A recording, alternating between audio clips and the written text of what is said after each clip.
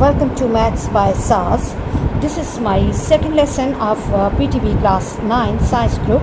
Exercise is 5.2, and in this class, students, we will be learning and discussing question number 1, that is about the factorization of algebraic expressions. And the type of the factorization is that we have to express the question in form of a4 plus a square plus b square plus b4. Question in the first part is having only two terms. So recall my previous lesson that what we are going to do to express this question in form of the perfect square identity, either with sum or with difference.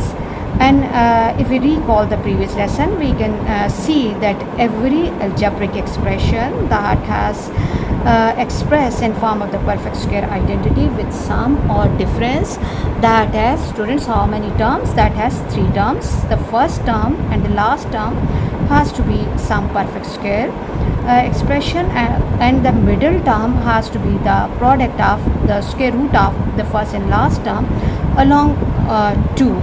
Okay, so what we are going to do in the beginning is that we have to write down the question, that is 4x square 4x4 plus 81. This is a question which is given to us, and let me do some thinking process here so that my students can understand this question easily.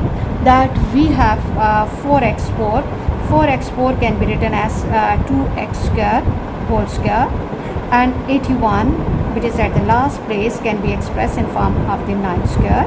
And in order to write it in perfect square identity or the complete square form, what we can do is that we have to write plus 2, okay, and a from the first bracket, that is 2x square, and into b from the second bracket, which is 9 to the 18 to the 36.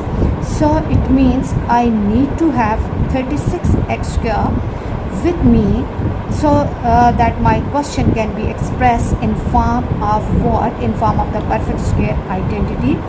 Okay, so when I will be creating this 36x square from my own, at the same time I have to subtract that as well, because this is a rule of math that whatever we add from our own, we have to subtract that as well. So what we are going to do, students, that 4x square can be written as how 2x square, which is in the form of a whole square, and 81, which is at the last place. 81 is the perfect square of what number? Which is 9 square. And coming to the middle part, plus 2 and a from the first bracket, which is 2x square, and b from the second bracket multiplied by 9. Now look, students, this is the term that we are creating from our own side. So what we have to do is that this becomes 9 to the 18 to the 36, 9 to the 18 to the 36. So I have to subtract that as well at the same time, 36x square. Now you can see that I have expressed my question in form of a whole square, b whole square, plus 2 times a into b. So I can write it in form of the perfect square identity with sum. So the question will take the form 2x square plus 9 whole square, and now again 36. Look at 36. 36 is the square and perfect square of what number? 6. So it will become 6x whole square. Now again see that we have expressed our question in form of a square minus b square. So what we have to do is that we have to factorize this question part as well. This will become a plus b multiplied by a minus b, where a of the question is 2x square plus 9 and b is 6x. So the question will take the form 2x square plus 9 plus 6x. This whole is a and that is b, and 2x square plus 9 minus 6x, or what we can do further is that we can rearrange this expression in both the brackets. 2x square plus 6x plus 9 and 2x square minus 6x plus 9. I'm going really slow so that these questions become easy for my students. Okay, and again these all questions are really important questions according to your board examination. And the next part is x4 plus x square plus 25. Okay, so what we have to do is that first of all we have to think that what should come at the middle place, so that the question can be written in form of the perfect square identity with sum or difference. So my question can take the form, let me do thinking work over here.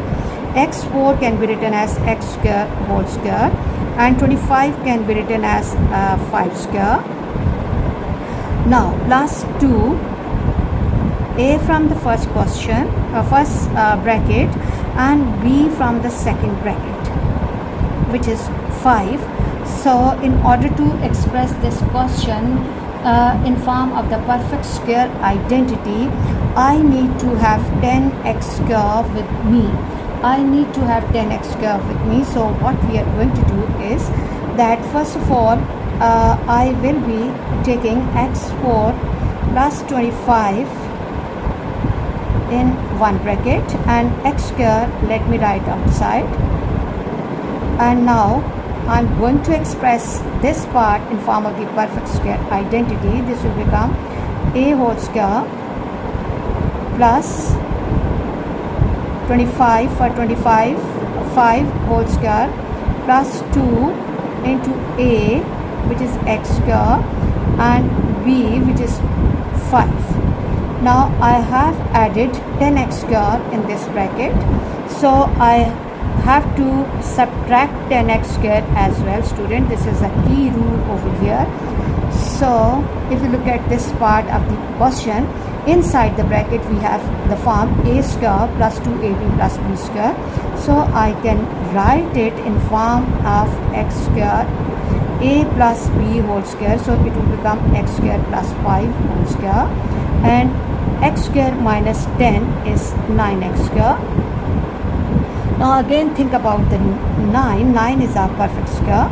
X square plus 5 and minus 3x whole square.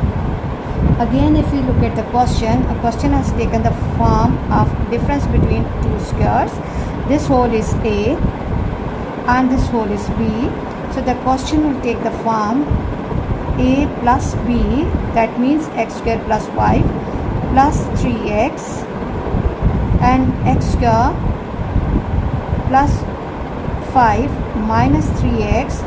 So what further we can do is that we can rearrange our brackets. X square plus 3x plus 5 and x square minus 3x plus 5. Okay, now I hope the questions are really easy for my students.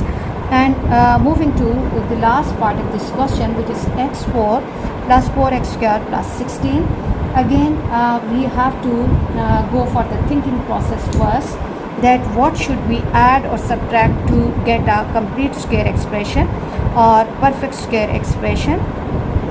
So x4 can be written as x whole square, and the 16, which is at the last place, can be written as 4 square. And now what we need to have 2 and a and b. b is 4. It means I should have 8x square with me, 8x square with me.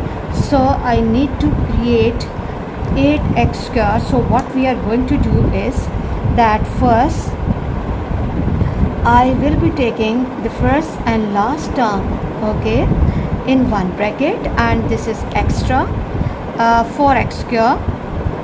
4x square is for some time extra, so I'm keeping it outside the bracket. And now I have to express this part in form of the perfect square identity or complete square form. So what we are going to do, students, I have to write it x whole square plus 4 square and plus what? Plus 2 into a from the first bracket and b from the second bracket, which is becoming 8. So 4x square minus 8x square. Okay, and now over here we have expressed the question in form of the perfect square identity with sum. So it can be written in the form x square plus 4 whole square, and this can be written as minus 4x square. Again we can see that 4 is a perfect square, so I can write it in the form x square plus 4 whole square minus 2x whole square.